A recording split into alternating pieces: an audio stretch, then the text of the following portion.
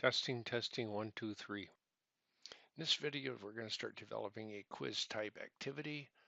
It's going to have the ability to click on this new word. I'll give you a different new word if you don't like the current choice of Spanish word. It's going to display Spanish word here, and it's going to give you four different English options. And if you select the correct one, it's going to give you a little note down here that yes, you got it right. Let me go ahead and clear mine back out again. You might have a text view in here you have to get rid of. Go ahead and get rid of that. Let's start out by putting in a layout and a linear layout. These are kind of nice for showing things in rows. You don't have to constrain everything that way. It's kind of nice. Let's go ahead and constrain that to the top and the left and the right like that. And then this change the width here. It's kind of wide. Just make that 250 dp. And the height, so I'm going to change that to about 300 dp, I think. 350 dp. Like that.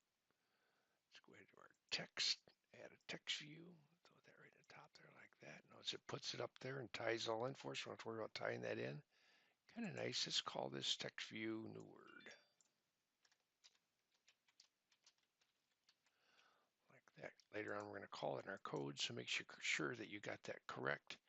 And let's do something like curly brace, 1, 2, 3, new word, like that.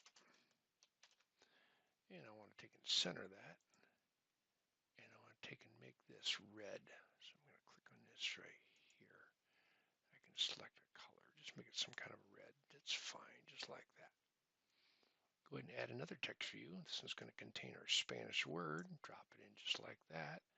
I want to center that. I want to make this one a little bigger. I'm going to make this like an 18 like that. Change the text view to Spanish word. Later on, our code's going to take care of that and actually put an actual Spanish word in there for us. Let's call this our text view Spanish word like that. Make sure you get the capitalization right. Once again, we're going to be coding this later on. Okay, let's add another text view down here. This one's going to say something like your English choices are colon. Okay, something like that. And that looks nice. It says your English choices are. Now we're going to take and we got to add a container and a radio group. Okay, for those of you that are familiar with radio buttons, you got to put them in within a group to make them so you can only select one at a time. Wonderful. We don't need to call that anything. Let's go now to our widgets, and here's your radio buttons right here. You take and drag one in there. This first one here, we're going to call that radio button 1. Been playing around, so mine came up with a 6. Let's throw some text in there. This here text is right down here. Let's just say choice 1. Okay. Later on, of course, it's going to be an English word. It's going to pop in there once we start coding it. To add another one, you take and drag it just to the right. Kind of weird, but that's how you do it. Take it just to the right there like that, and it puts it in right down there. This is going to be called radio. Capital button, B-U-T-T-O-N. And it's going to be radio button 2.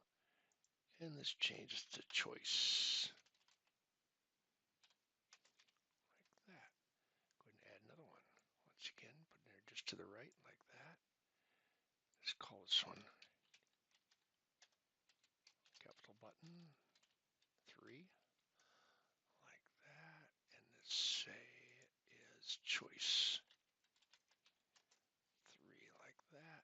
And take and add one more like that. And it's going to be. Make sure you call these just right, because later on what we're going to do is we're going to be adding text, different coding text in there, okay? This is going to be choice 4. Just like that.